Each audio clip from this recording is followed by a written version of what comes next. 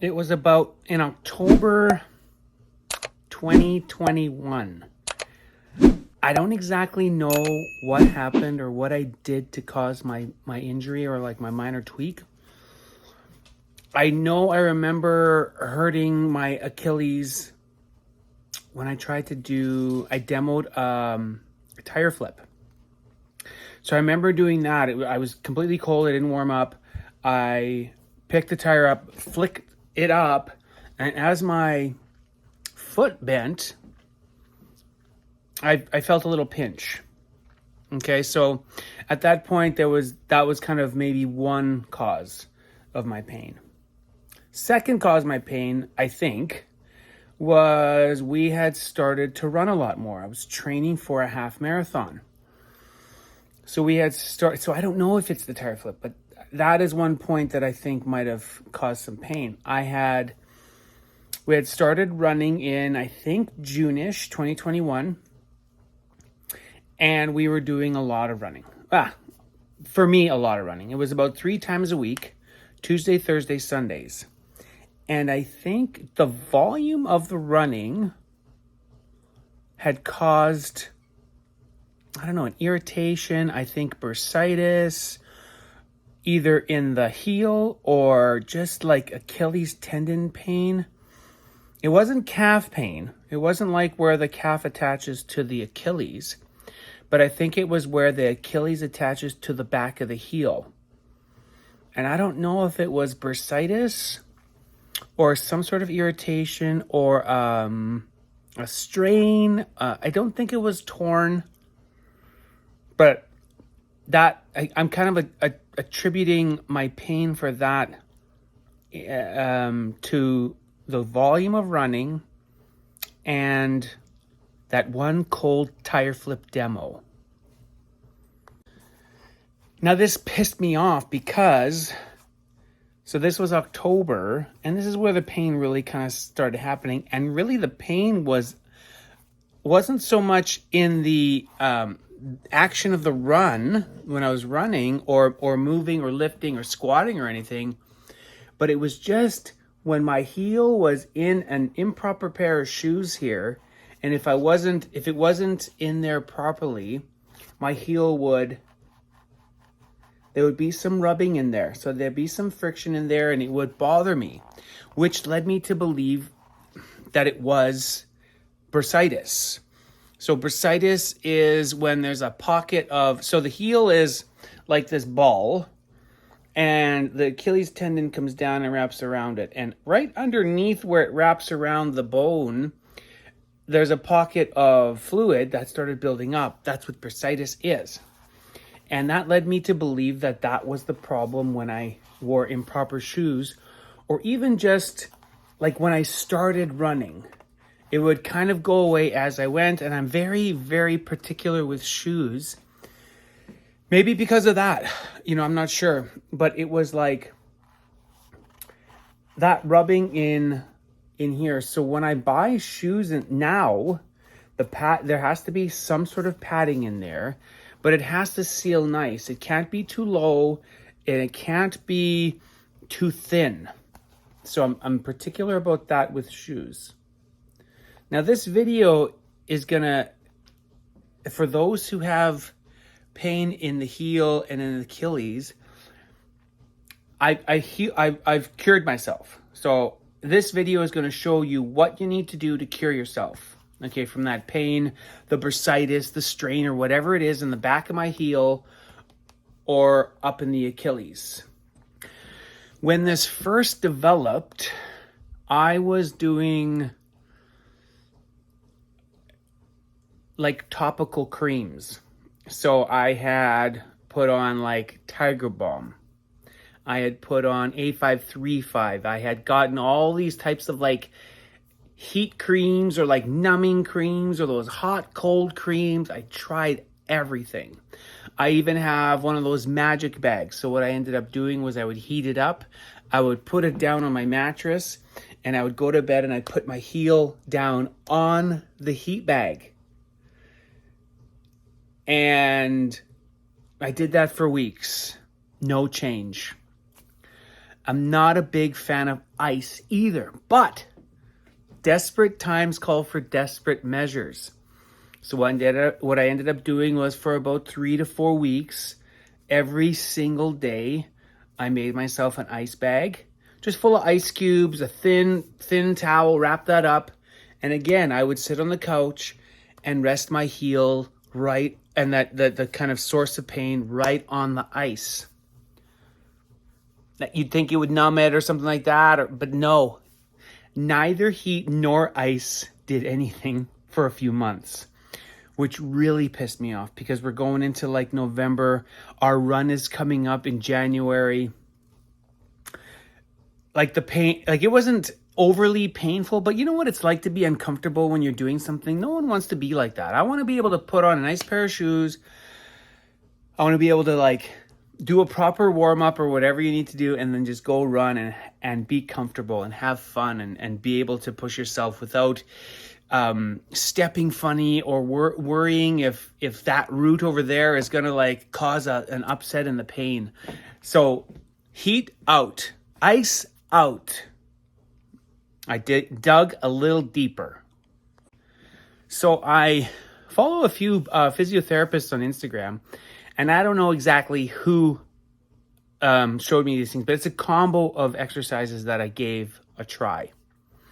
Okay, so it's a combination of rolling my calves, stretching my calves, rolling my feet, and voodoo flossing my calf area. Okay, and in this video is I'm going to demonstrate how I did each of those. And I did them on a daily basis.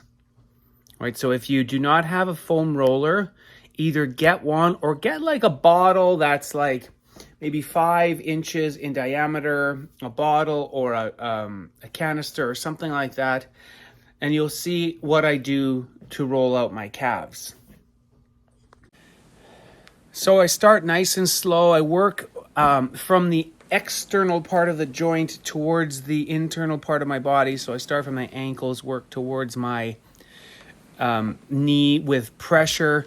I kind of change the angle of it. I work myself back and forth over the affected area.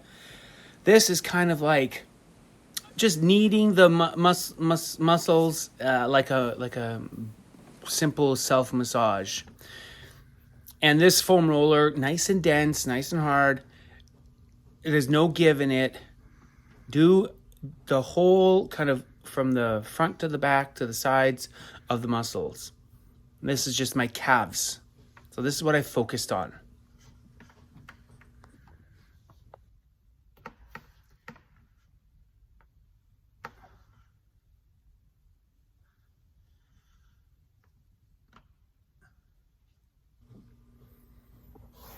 Then get yourself a hockey ball. A golf ball might be too small. Lacrosse ball is almost the best.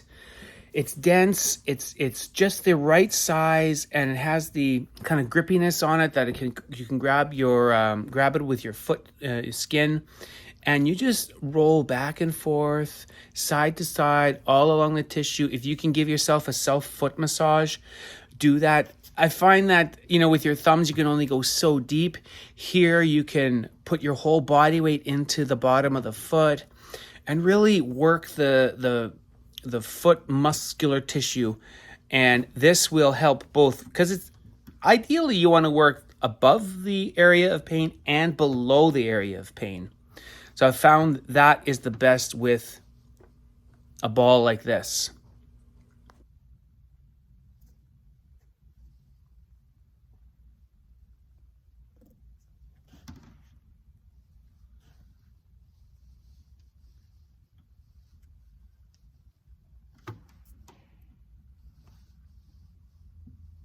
And I think most importantly is stretching. I have found that doing these stretches, you think about it as it's just a simple calf stretch, but I wanted you to change the angle of it. Now you change the angle of the foot, so you kind of stretching all parts of the calf muscle.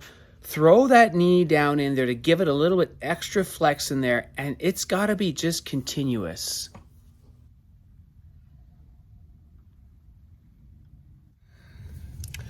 Now, something that you can try as well is, these are called voodoo bands. You can get them at Rogue or some other sites here, but it's just basically a wide, thin elastic band. It's like a tensor bandage, but it's stronger, and it gives more of a compression on the muscle. So what I've also been doing is using these as well as those stretching and rolling techniques. How you would apply this would be, so let's say, this is the area affected. I want to be able to compress it nice and tight with these. Move around, flex the calf. And what this does, the compression in there pushes blood away out of the muscle.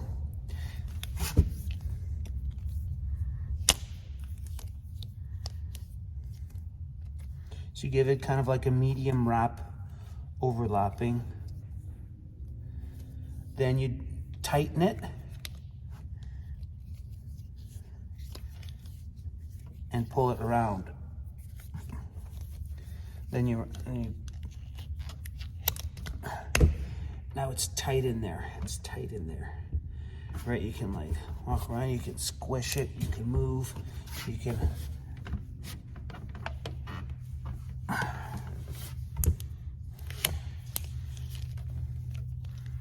then as you let it go, fresh new oxygenated blood comes into the area, helping with healing. Okay, that's the whole point of this. Okay,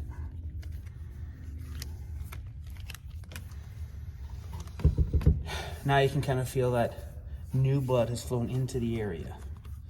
Okay,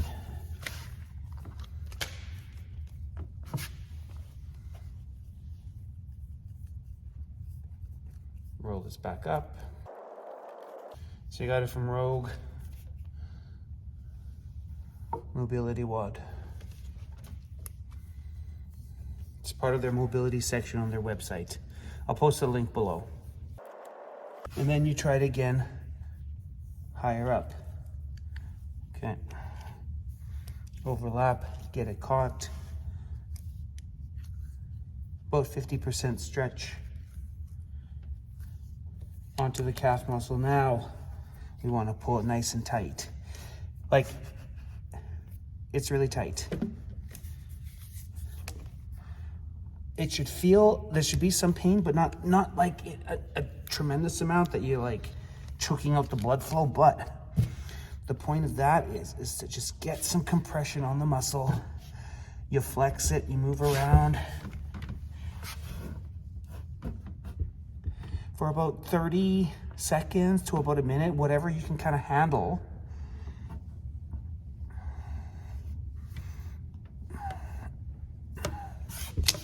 Then you release it. Then you can kind of feel, oh yeah, okay. Blood's flowing back into the area. Gives you a little bit more healing potential.